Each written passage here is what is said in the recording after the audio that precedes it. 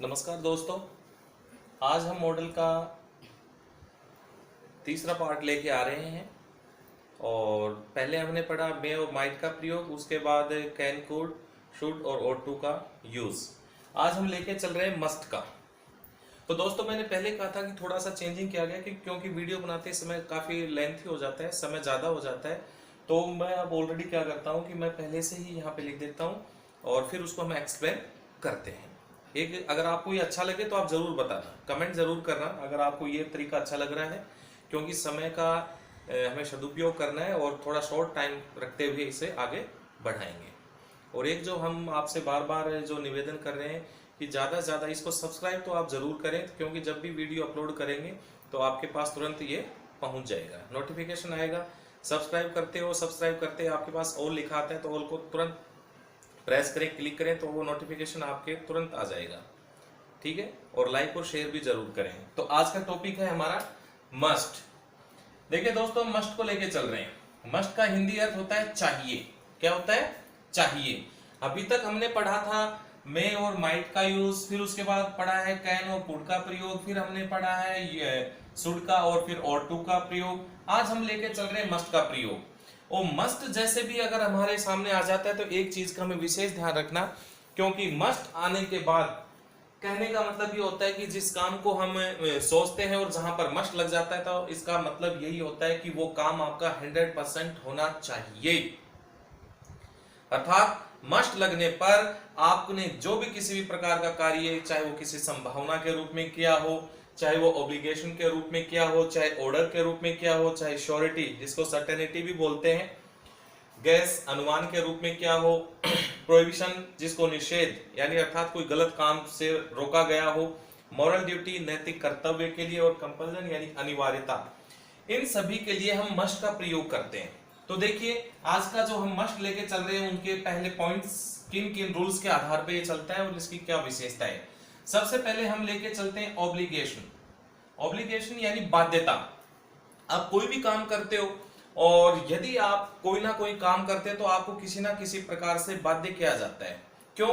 क्योंकि मस्ट का मतलब ही ये है कि आप किसी भी प्रकार के कोई गलत काम करते हैं या कुछ आपकी कंडीशन ऐसी हो जाती है कि आप उस काम को करने के उस दिन के लिए बाध्य हो जाते हैं, मजबूर हो जाते हैं। ऑर्डर, ऑर्डर का मतलब है आदेश। कोई भी हम किसी प्रकार का आदेश निकालते हैं तो वहां पर भी हम मस्ट का प्रयोग करते हैं। ऐसे श्योरिटी जिसको मैंने पहले कहा, इसका जो सिमिलर वर्ड है वो है सर्टेनिटी, निश्चितता। किसी भी चीज की यानी निश्चित होकर हम बात करें तो उसके लिए भी मस्ट का प्रयोग करते हैं। फिर आता है गैस। गैस यानी अनुमान लगाना। कई बार हम अंदाजा लगाते हैं कि ये शायद ये काम हो गया तो शायद ऐसा होगा, तो इस प्रकार के लिए जो सेंटेंस होते हैं वहां पर गैस के होते हैं, अनुमान के होते हैं, और उस अनुमानित क्या हम मस्ट का यूज करते हैं। ऐसे ही प्रोहिबिशन, प्रोहिबिशन का अर्थ होता है निषेध, और इसका मतलब है कि निषेध का मतलब क्या है? यह निषेध का सीधा ही अर्थ है कि आपको निषेध कहां पर हम यूज करते हैं। निषेध का मतलब होता है कि आपको गलत काम करने से रोका गया है, क्योंकि अच्छा काम करोगे तो आपको कोई भी वहां पर प्रोहिबिशन नहीं करेगा, निषेध नहीं करेगा। तो प्रोहिबिशन का मतलब है कि आपको वहां कहीं ना कहीं गलत काम करने से रोका जा रहा है। और एक है मॉरल ड्यूटी। तो मॉरल ड्यूटी के मैंने एग्जांपल यहाँ पे इसलिए नहीं दिए क्योंकि मैं इसके तुरंत बाद मॉरल ड्यूटी, क्योंकि हमारे मॉरल ड्यूटी है वो शुड के लिए भी और ought to के लिए भी यूज हुआ था, तो इन दोनों का मैं डिफरेंस आपको करके बताऊंगा कि हम जो ग्रामर में पढ़ते हैं तो कहां पे देखते हैं कि ग्रामर के अंदर शुड को भी उसी सेंटेंस में शुड को लिया जा रहा है मॉरल ड्यूटी के लिए, उसी सेंटेंस के लिए मस्ट को भी लिया जा रहा है। लेकिन मैं आपको अंतर बताऊंगा कि कहां पर मस्ट बिल्कुल राइट होता है और कहां पर शुड राइट होता है। इनकी जो राइट प्लेस है वो आपको 100% मैं आपको इन एग्जाम्पल के बाद बताऊंगा। एक है भाई कंपल्सन यानी अनिवार्यता, कोई भी किसी चीज की अनिवार्यता हो। तो फॉर एग्जाम्पल देखिए दोस्तों, आज जो हम लेके चल रहे हैं और पास्ट के रूप में कभी कभी हम मस्ट को हैड टू के रूप में भी रख लेते हैं। यानी अगर इसकी कभी कभी पास्ट होती है जब डायरेक्ट से, बाकी मस्ट को मस्ट ही रखते हैं लोग, है ना। लेकिन मैं आपको एक आपकी जानकारी के लिए बता दूं कि कई बार हम जब नरेशन के अंदर जब डायरेक्ट से इनडायरेक्ट नरेशन में आते हैं तो कई बार हम मस्ट को हैड टू में चेंज कर लेते हैं। हमारे सामने ऑप्शन आ जाता है तो वो भी ऑप्शन आपका अगर मस्ट को हैड टू में चेंज कर दिया गया तो वो सही है। ठीक है, तो देखिए आज हम लेके चल रहे हैं, पहला एग्जांपल है I did not bring my lunch today. I did not bring my lunch today. मैंने पहले कहा कि जब भी आप मॉडल भरें तो उस मॉडल में जो सेंटेंस होता है, कुछ सेंटेंस तो सिंगल आते हैं, क्योंकि उसमें सिंगल आते हैं तो तुरंत वहां पे पता चल जाता है कि सेंटेंस का मूड क्या है। लेकिन जब डबल सेंटेंस आते हैं तो डबल सेंटेंस में जो पहला सेंटेंस होता है वो आपको उस मूड के पहचानने की सिचुएशन आपको देता है कि आप इसका मूड पहचानिए, और जब आप पहले सेंटेंस का मूड पहचान जाते हैं तो फिर आप तुरंत जो सेंटेंस होता है नेक्स्ट उसमें आप मॉडल को फिलअप कर सकते हैं। जैसे इसने कहा I did not bring my lunch today, मैं आज लंच लेकर नहीं आया, यानी लंच वो घर भूल के आ गया। अब बाध्यता उसकी ऐसी हो गई, ऑब्लिगेशन उसका ऐसा हो गया कि क्या हुआ, मजबूरी की लंच नहीं लेके आया। अब भाई लंच नहीं लेके आया तो कहने का मतलब है कि आज उसे भूखा रहना पड़ेगा, था मुझे भूखा रहना पड़ेगा, मुझे भूखा रहना चाहिए। तो कहने का मतलब है कि यहाँ पे क्यों हुआ, वो बाध्य हुआ, और बाध्य किस लिए हुआ, क्योंकि वो लंच लेकर नहीं आया। तो ऐसी स्थिति में हम ऑब्लिगेशन अर्थात मस्ट का प्रयोग करते हैं। आया समझ में, हम मस्ट का प्रयोग करेंगे दोस्तों। द सेकेंड जो सेंटेंस है वो है यू ब्लैंक कीप क्वाइट, कि आपको शांत रहना चाहिए, है ना।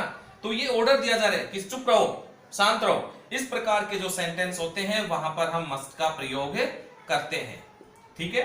फिर आ रहा है India has scored 565 runs, Bharat ने 565 रन बना लिए।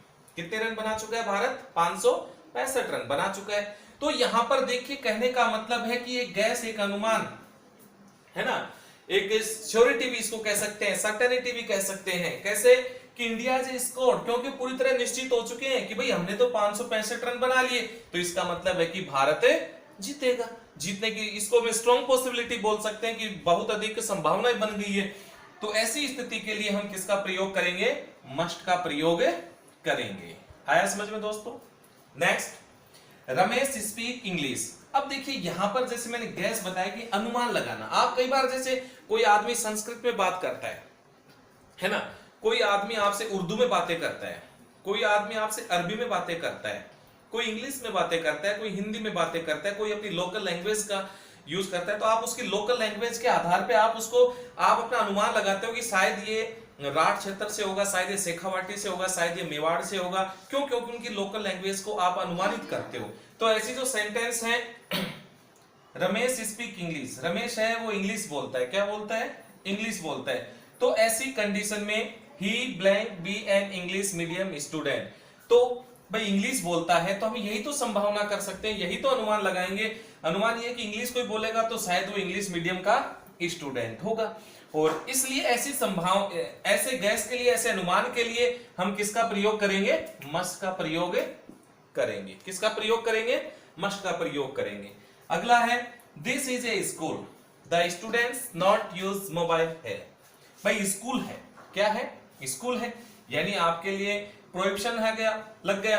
और प्रोहिबिशन का मतलब होता है कि आपको निषेध अर्थात गलत काम करने से रोका जा रहा है, क्योंकि स्कूल के अंदर जो भी स्टूडेंट है वो मोबाइल लेकर नहीं आ सकते। जैसे मैं कह दूं ये पब्लिक पार्क है, और पब्लिक पार्क है तो आपको फूल तोड़ने नहीं चाहिए। क्यों, क्योंकि आप फूल तोड़ना अपराध है।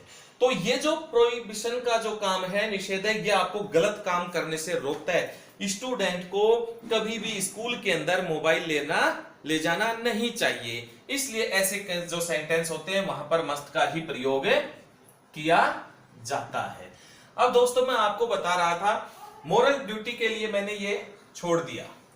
क्यों छोड़ा, क्योंकि मोरल ड्यूटी का मैंने आपको इसलिए यहाँ पे एग्जांपल नहीं, मैं अब आपको मोरल ड्यूटी के अलग से एग्जांपल बताता हूं।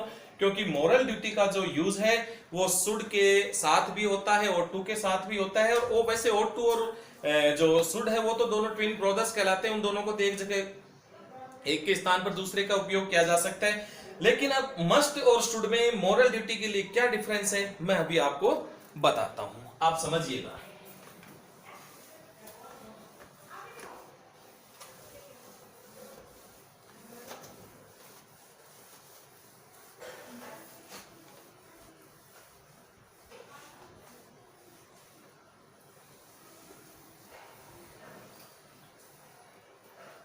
देखिए दोस्तों, ये मोरल ड्यूटी है, क्या है, मोरल ड्यूटी है जिसको हम नैतिक कर्तव्य बोलते हैं, है ना। अभी मैंने आपको बताया कि मोरल ड्यूटी है वो भी एक दो प्रकार की होती है। क्यों? क्योंकि मैंने पहले बताया मोरल ड्यूटी के लिए शुड का भी यूज हो रहा है और मोरल ड्यूटी में यहां पे बताया गया है कि मस्ट का भी प्रयोग हो रहा है। अब आपके सामने दिक्कत आ गई कि अब मस्ट भरे या शुड भरे। मैं यहां पर आपको समझाने का प्रयास करूंगा कि मस्ट कहां पर आएगा और शुड है वो कहां पर आएगा। तो दोस्तों मैं दो एग्जाम्पल आपको समझा रहा हूं और इस दोनों एग्जाम्पल के माध्यम से आप पूरी तरह से समझ जाओगे। बाकी ग्रामर में तो आज तक हमने जहां भी पढ़ा है आपको यही दिखाएंगे कि मोरल ड्यूटी है उसमें शुड भी, कहीं भी आप किसी भी तरीके से देख ले, लेकिन ये छोटी छोटे जो गहराइयां हैं, गहराइयों में जाकर ही ऐसी चीजें मिलती हैं। अगर हमें मोती चुनने तो आपको सागर समुद्र में जाना ही पड़ेगा, खोजना पड़ेगा, तभी आपको ऐसी चीजें मिलेंगी। तो यही बात है कि आप मोरल ड्यूटी आप किसी भी गाइड में कहीं भी पढ़िए तो मोरल ड्यूटी के लिए शुड, एक ही सेंटेंस के अंदर आप शुड भी लगा सकते हो, मस्ट भी लगा सकते हो, लेकिन आज मैं आपको इसका अंतर करके बता रहा हूं कि what is the difference between should and must for moral duty, कि मोरल ड्यूटी के लिए क्या है। तो देखिए मैं दो एग्जांपल दे रहा हूं, इस दोनों एग्जांपल से आप समझ जाओगे और फिर मैं आपको और अच्छी तरह समझाता हूं।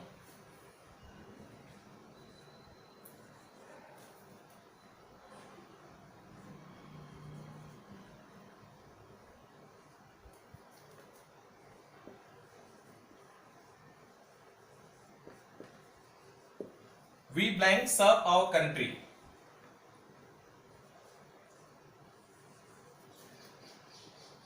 ये देखिए we blank pay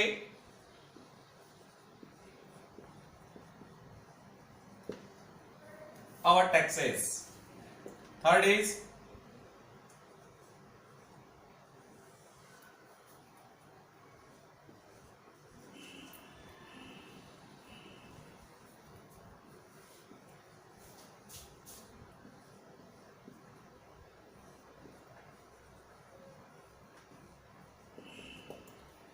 we blank obey the rules of traffic.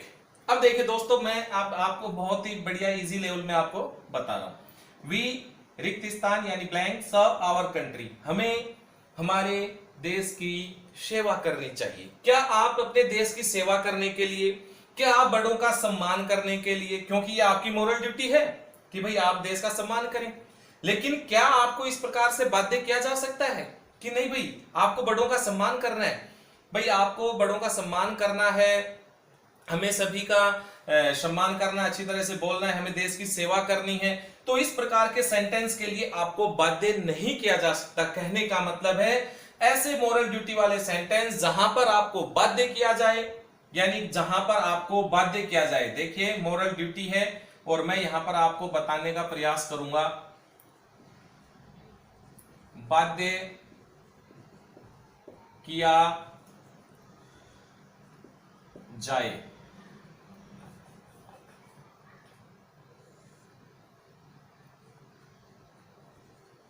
बाध्य किया जाए एक है, बाध्य नहीं। अब देखिए मोरल ड्यूटी में यदि आपको बाध्य किया जा सकता है, उस नैतिक कर्तव्य को पूरा करने के लिए यदि आपको बाध्य किया जा सकता है, तो दोस्तों वहां पर मस्ट आएगा। क्या आएगा? मस्ट आएगा। ये दिमाग में बैठा ले, क्या आएगा? मस्ट आएगा। अगर आपको बाध्य किया जा सकता है, ऐसे मोरल ड्यूटी वाले सेंटेंस जहां पर आप बाध्य हैं उसे करने के लिए, क्योंकि यदि आप नहीं करेंगे तो आपके खिलाफ कोई ना कोई कानूनी कार्रवाई की जा सकती है, तो ऐसे सेंटेंस के लिए वहां पर आपको मस्ट का ही यूज करना है।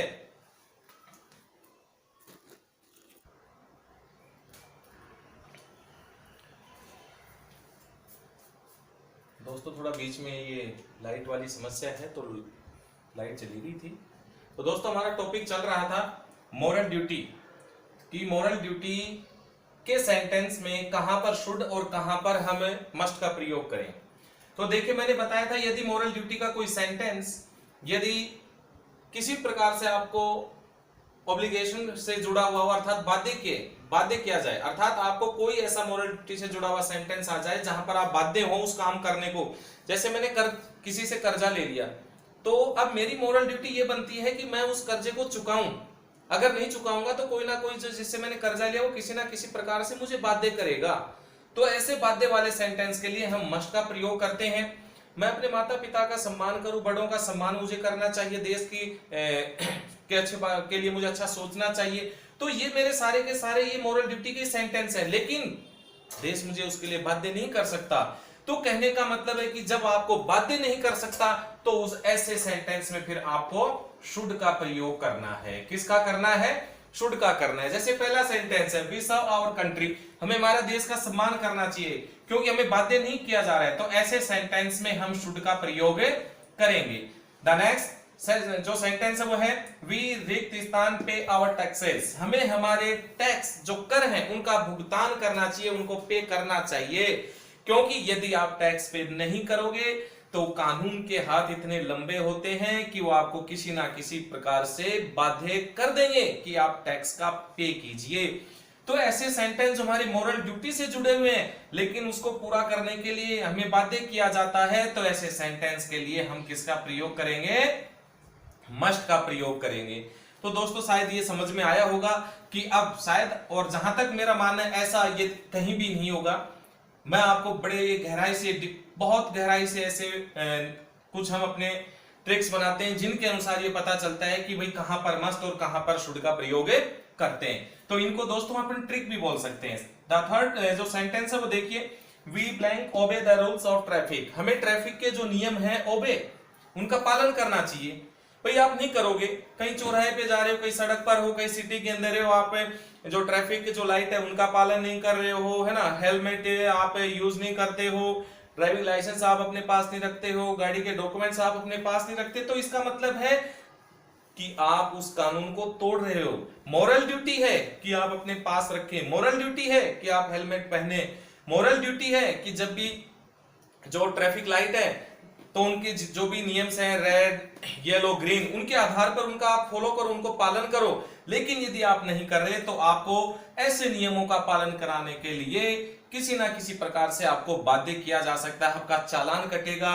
तो ऐसी स्थिति के लिए, अर्थात ऐसे मोरल सेंटेंस, ऐसे मोरल ड्यूटी से जुड़े हुए सेंटेंस जहां पर आपको बाध्य किया जाए वहां पर मस्ट का प्रयोग करेंगे। जहां पर आपको बाध्य ऐसा लगे कि यहां इस कार्य में हमें बाध्य नहीं किया जा सकता तो उसमें हम शुड का प्रयोग करेंगे।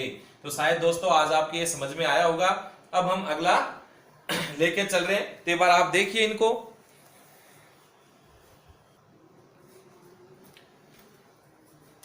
दोस्तों अगले हमारे मॉडल हैं विल और सेल। देखिए इनको हम फ्यूचर टेंस के अंदर भी पढ़ते हैं, लेकिन एज ए मॉडल इनका किस प्रकार से यूज है और एज ए टेंस इनका हम किस प्रकार से यूज करते हैं वो अब हम समझेंगे। अभी आपने जैसे टेंस के अंदर पढ़ा होगा कि हम जो फर्स्ट जो सब्जेक्ट होते हैं उनके साथ, जैसे आई और वी, उनके साथ हम टेंस के अंदर क्या करते हैं? सेल का यूज करते हैं, और अदर्स होते हैं उनके साथ हम विल का प्रयोग करते हैं। लेकिन जब इस प्रकार के सेंटेंस होंगे जहां पर विल को प्रॉमिस, डेटरमिनेशन, वार्निंग और थ्रेट, इस प्रकार के जो सेंटेंस होंगे तो इनके जो सब्जेक्ट्स हैं वो चेंज हो जाते हैं। देखिए कैसे। सबसे पहले तो मैं आपको बता दूंगा दोस्तों कि विल और सेल है, इनको मॉडल के अंदर कलर्ड फ्यूचर कहा जाता है। क्यों कहा जाता है? क्योंकि ये अपने जो साधारण जो वाक्य होते हैं जो टेंस के अंदर जिनका यूज करते हैं उनसे बिल्कुल अलग हो जाते हैं, अर्थात अपना रंग बदल लेते हैं। इसलिए विल और सेल को मॉडल में कलर्ड फ्यूचर भी कहा जाता है। देखिए कैसे। हम अभी तक टेंस के अंदर पढ़ रहे थे कि भाई आई और वी के साथ हम किसका प्रयोग करते हैं? कोई बता सकता है दोस्तों? आई और वी के साथ हम अभी तक टेंस के अंदर बात कर रहा हूं मैं, मॉडल के अंदर नहीं, टेंस के अंदर हम सेल का प्रयोग कर रहे थे, है ना। लेकिन जब आप मॉडल के यूज करेंगे, जब विल और सेल का, क्योंकि इसमें मूड निकलेगा और टेंस में कभी वाक्यों में मूड नहीं निकलता है, तो आई और वी के साथ, यानी जो फर्स्ट हमारे जो सब्जेक्ट कहलाते हैं उनके साथ अगर हमें विल और सेल का मॉडल यूज करना है तो आई और वी के साथ सेल नहीं, यहां पर हम प्रयोग करेंगे विल का। आई और वी के साथ किसका प्रयोग करेंगे? विल का, तब हमारे ये जो मूड है निकल के आएंगे, चाहे वो प्रॉमिस का हो, चाहे डिटरमिनेशन का हो, चाहे वार्निंग का हो, और चाहे फिर थ्रेट का हो। यदि आप आई और वी के साथ विल का प्रयोग करोगे तो फिर वो एज ए साधारण वाक्य न होकर वो एक मॉडल का वाक्य होगा, और उसका मतलब होगा कि वहां पर इन चारों में से कोई ना कोई भाव निकल रहा है, चाहे तो प्रॉमिस का हो अर्थात आपसे कोई वादा किया जा रहा हो, या डिक्लेरेशन कोई दृढ़ निश्चय अर्थात संकल्प किया जा रहा हो, वार्निंग कोई चेतावनी दी जा रही हो, या थ्रेट आपको कोई धमकी दी जा रही हो। तो ये तो था कि भाई आई और वी के साथ तो हम विल का करेंगे। अदर्स, जैसे अदर्स में आ गया सेकंड और हमारे जो थर्ड सब्जेक्ट है वो आ जाते हैं। जैसे कौन कौन से भाई, जैसे हमारे ही, शी, इट। तो कहने का मतलब है कि जो अदर्स जो सब्जेक्ट होते हैं उनके साथ हम सेल का प्रयोग करेंगे, तब हमारे ये भाव वहां पर निकल कर आएंगे। इसलिए विल और सेल को कलर्ड फ्यूचर मॉडल कहा जाता है। अब देखिए विल और सेल का प्रयोग कहां पर करेंगे। यदि आपके किसी वाक्य में आपसे प्रॉमिस किया गया है, वादा किया गया है, तो आप प्रॉमिस कर रहे हो। डिटरमिनेशन, आप कोई दृढ़ निश्चितता की बात कर रहे हो कि मैं तो ये करूंगा। वार्निंग, किसी को चेतावनी दी जा रही है, या फिर थ्रेट, किसी को धमकी दी जा रही है। तो ऐसे सेंटेंस के अंदर हम विल और सेल का प्रयोग करेंगे। लेकिन सब्जेक्ट का विशेष ध्यान रखना दोस्तों, यदि आपने आई और वी के साथ सेल लगा दिया, क्योंकि ये अब देखो अब यहां पर मॉडल के अंदर एक दूसरे के विपरीत हो गए। टेंस के अंदर आई और वी के साथ सेल लग रहा था, अदर्स के साथ विल लगता था, लेकिन अब मॉडल के रूप में आई और वी के साथ विल लग रहा है और अदर्स के साथ सेल लग रहा है। इसीलिए इनको कलर्ड फ्यूचर कहा गया, क्योंकि ये अपना यहाँ पे मॉडल के अंदर आगे अपना रंग बदल देते हैं। जैसे फॉर एग्जांपल देखिए, I give U A shirt on your birthday. मैं आपके जन्मदिन पर आपको क्या दूंगा? शर्ट दूंगा। अब यहां पर देखिए ये वादा किया जा रहा है। क्या किया जा रहा है? वादा किया जा रहा है। अब यदि मैं आई के साथ यहां पर सेल का प्रयोग कर दूंगा तो ये एक साधारण वाक्य होगा। कौन सा वाक्य होगा? साधारण वाक्य होगा। लेकिन यदि आई के साथ मैं यहां पर, क्योंकि आई के साथ मैंने कहा और प्रॉमिस किया जा रहा है, तो इसका मतलब है यहां पर विल का प्रयोग करूंगा तो ये जो वाक्य है मॉडल का बन जाएगा, और फिर इसका मतलब होगा कि इनका कोई ना कोई ऐसे मूड कोई बने रहा है। I will give U A shirt on your birthday. अगला है वी हेल्प द पुअर। हमें गरीबों की सहायता करनी होगी, हम तो गरीबों की सहायता करेंगे। कहने का मतलब है कि यहां पर उसने दृढ़ निश्चय कर लिया है, और जब दृढ़ निश्चय के ऐसे वाक्य होंगे तो वहां पर आप यहां पर देखिए आई के साथ विल किया, और तो वी के साथ क्या करेंगे? देखिए विल का ही प्रयोग करेंगे। यदि मैंने फिर बार बार कह रहा हूं, यदि आपने सेल का प्रयोग कर दिया तो फिर ये मॉडल के वाक्य नहीं होंगे, फिर ये साधारण वाक्य कहलाएंगे। अगला देखिए, यू रिक्त स्थान be expel from school for your misbehaviour. कि आपको अपने दुर्व्यवहार के कारण स्कूल से एक्सपेल कर दिया जाएगा, आपको बाहर कर दिया जाएगा। क्या है ये? वार्निंग है मेरे दोस्तों। तो ऐसी जब वार्निंग के वाक्य आएंगे तो यहां पर मैंने कहा कि अदर्स, अदर्स में यू भी आ गया, ही भी आ गया, सी भी आ गया, इट भी आ गया। तो ऐसे वाक्यों में आप विल नहीं, यहां पर यदि आपको इसमें वार्निंग का भाव निकालना है तो यू के साथ आपको सेल का प्रयोग करना पड़ेगा। इस प्रकार से हम विल और सेल को कलर्ड फ्यूचर के माध्यम से, मॉडल के माध्यम से इस प्रकार से फिलअप करते हैं। कीप क्वाइट, शांत रहिए, अदरवाइज अन्यथा यू बी पनिश, तो आपको क्या दी जाएगी? सजा दी जाएगी, आपको धमकी दी जा रही है। अब यहां पर देखिए आपका जो सब्जेक्ट क्या है, यहां पर यू है, और यू के साथ मैंने पहले कहा कि जैसे अदर्स में आता है तो अदर्स का मतलब है कि यहां पर क्या आएगा? सेल आएगा। यदि आपने यहां पर विल लगा दिया तो फिर ये साधारण वाक्य होगा। तो दोस्तों इस प्रकार से हम मॉडल का यूज करते हैं। तो विल और सेल के बाद रिवाइज करा देता हूं। विल और सेल को कलर्ड फ्यूचर मॉडल कहते हैं। विल का प्रयोग हम आई और वी के साथ करेंगे, अदर्स जो सब्जेक्ट है उनके साथ हम सेल का प्रयोग करेंगे। ठीक है दोस्तों, यदि हमारे किसी सेंटेंस के अंदर प्रॉमिस का भाव आ रहा हो, डिटरमिनेशन का भाव आ रहा हो, वार्निंग का आ रहा हो, थ्रेट का आ रहा हो, तो वहां पर हम विल और सेल का प्रयोग करेंगे, और इस प्रकार के एग्जांपल के अनुसार हम समझने का प्रयास करेंगे। तो दोस्तों हमारा अभी जो पार्ट 3 चल रहा है, इसमें हमने मस्ट, विल और सेल का अध्ययन किया है।